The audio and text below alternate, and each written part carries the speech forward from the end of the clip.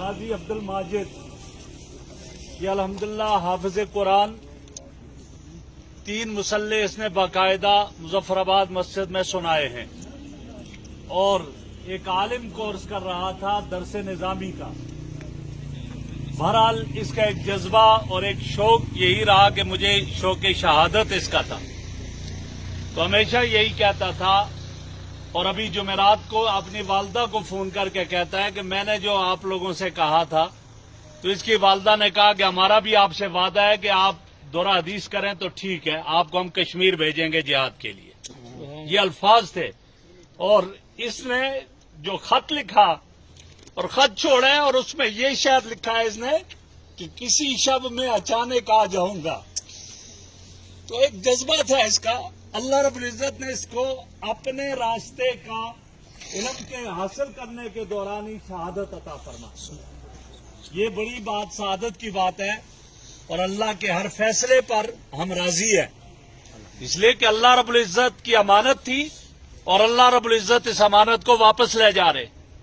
ایک صحابی کے بارے میں آتا ہے کہ ایک سفر سے واپس آئے، ان کا بیٹا انتقال کر چکا تھا، تو ان کی اہلیہ نے اس کو ٹھیک ٹھاک سنبھال کر رکھا اور پوچھا، کہا بعد میں بتائیں گے. رات گزری تو صبح کہا کہ بات سنو، اگر کسی کے پاس کوئی امانت ہو اور وہ واپس مانگے تو اس پر کسی کا دل خفا ہونا چاہیے. کہا نہیں، امانت تھی، وہ واپس مانگ رہا ہے، اس کو امانت دے تو دل خوش ہونا چاہیے کہ شکر ہے میں نے ذمہ داری پوری کر لی.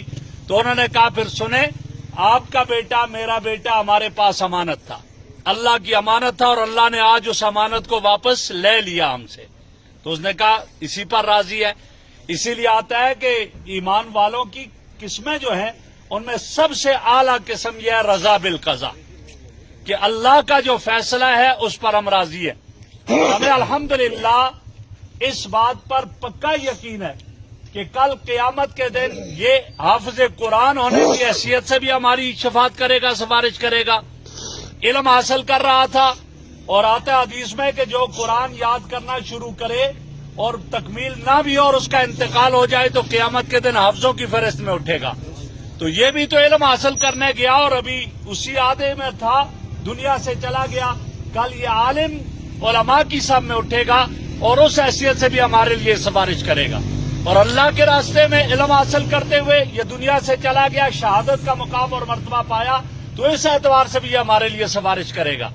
تو میرے بھائی مولانا عبد المالک صاحب، اس اعتبار سے میں یہ سمجھتا ہوں کہ یہ تو بالغ ہو کر گیا.